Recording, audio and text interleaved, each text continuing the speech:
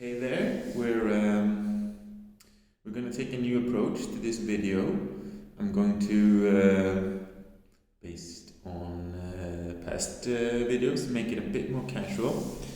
So I'm going to take one take, and I'm just going to use talking points. I have them here next to me, and I'll just speak freely from them and from memory. So it will be a bit less exact than the last time, but hopefully more casual and just one take. So I might misspeak, mispronounce, but hopefully it'll be more enjoyable. And you'll see my face too. Instead of those insect backgrounds, maybe this will be better.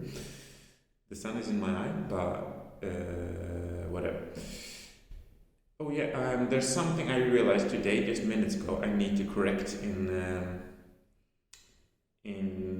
the canon part, and that's in the description about the Kurr. I haven't decided how to do it yet, but the processors, each individual of them has access to all memories from the colony.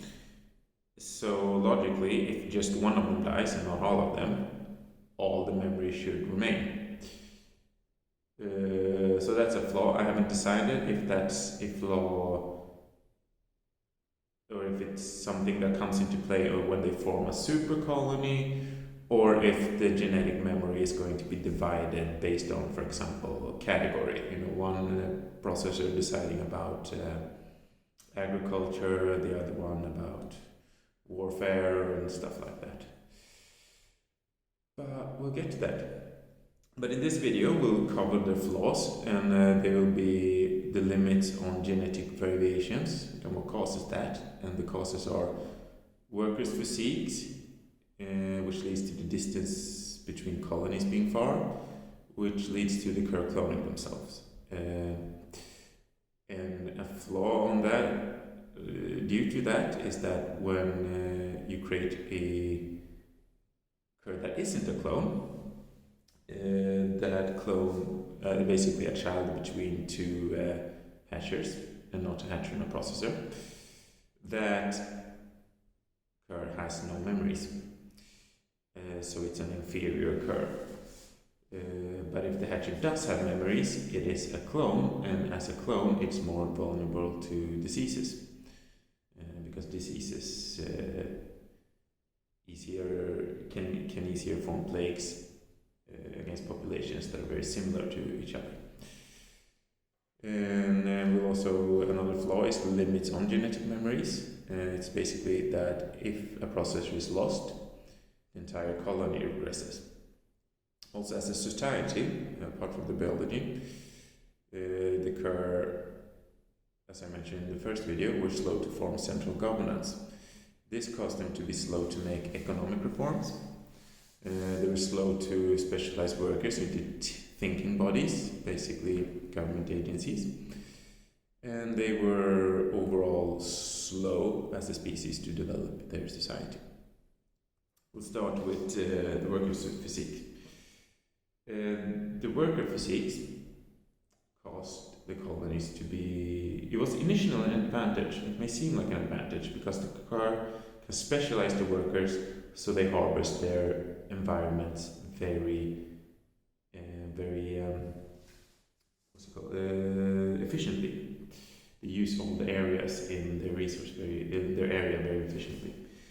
But due to this efficiency, Kurr colonies needed to be far apart. And when they were far apart, the traveling distance for a hatcher from one colony to another, unless they don't want to mate with their siblings, their clone siblings even, or often, so they had to migrate. Same with processors. If they wanted to share or exchange genetic memories, they had to migrate. But with those long distances, the Kurr take a huge risk.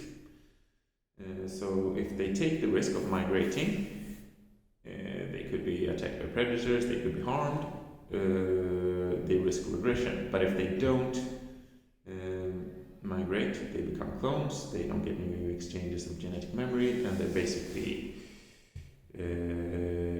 at like long-term risk for diseases. So it's a damned if they do, damned if they don't situation. The Kurr can invest resources into creating warrior curs, but warrior curs are not working curs. They're also, as a preference of their species, usually very large. They evolved that way to thinking they need large warriors because they were to fend off predators. But then they have a very large cur that needs food and is a drain on the resources and doesn't contribute. So again, they can create them, but also a damned if they do, damned if they don't situation. Then there's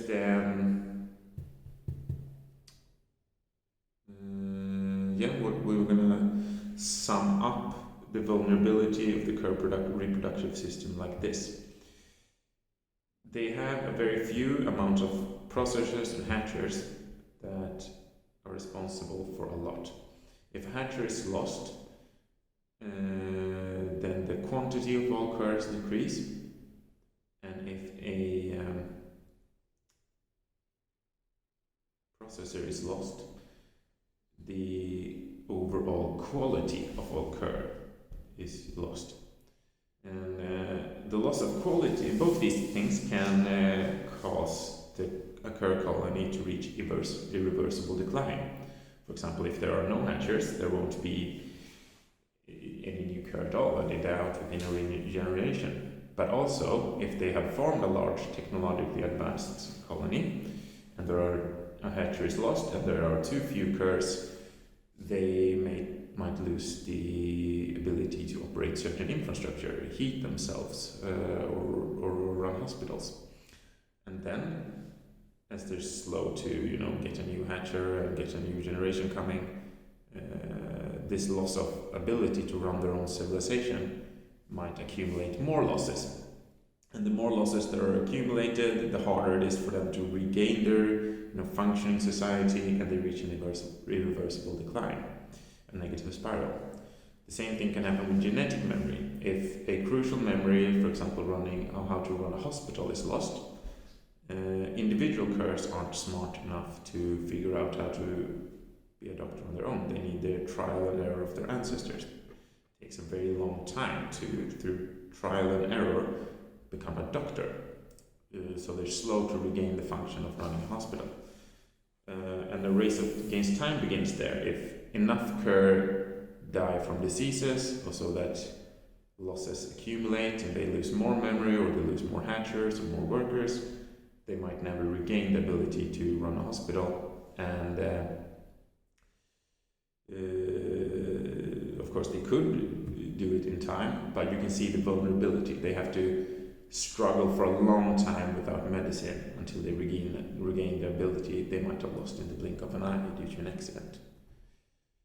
And as a society, due to the psychology of curs, they don't have individuality in the same way we would expect from a humanoid species, because they don't have social hierarchy, and they're very expert at communications, and they have a joint identity through their genetic memories. So they don't naturally form central government until they reach the conclusion they need to do so due to trial and error. But central governments are very important for complex societies. Of course, there are other evolutionary pathways you could take, but the Kurr have not taken them. So they need a central government to pool together resources to transport agriculture society. I can do agriculture gains. I can do a comparison to China.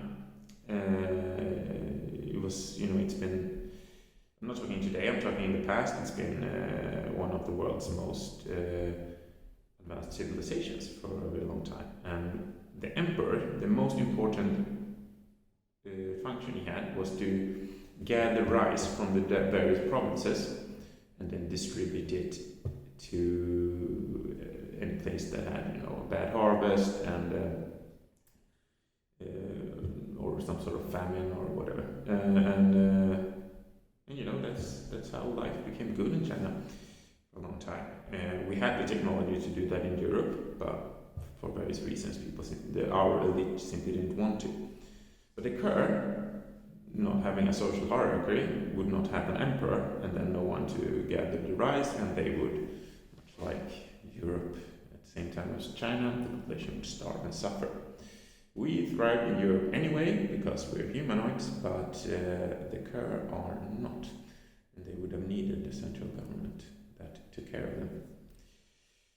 And the same flaw made them slow to form, thinking bodies out of workers, specializing individual workers on a single task, a thinking and planning task, not just one they were physically adapted to do something. Being big and strong won't help you it will help you as an agricultural worker, but it won't help you working on a ministry of agriculture. You do need that.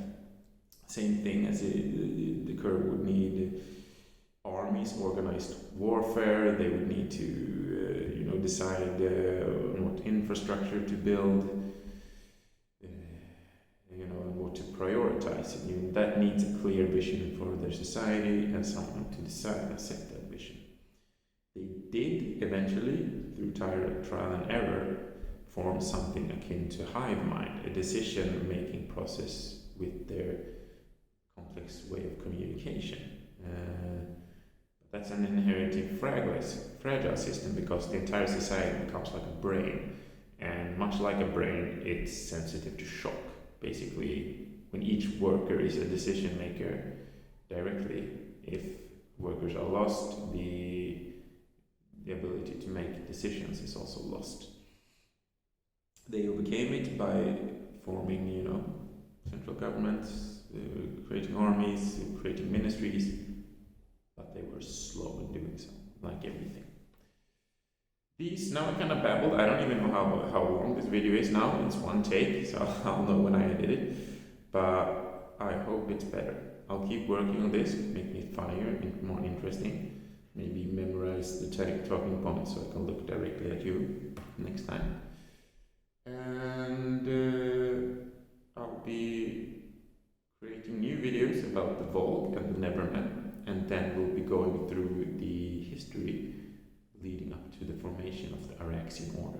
It'll be super exciting. Thank you, people. Thank you for listening and tuning in. I hope you enjoyed this history lesson about the flaws of the Kurr.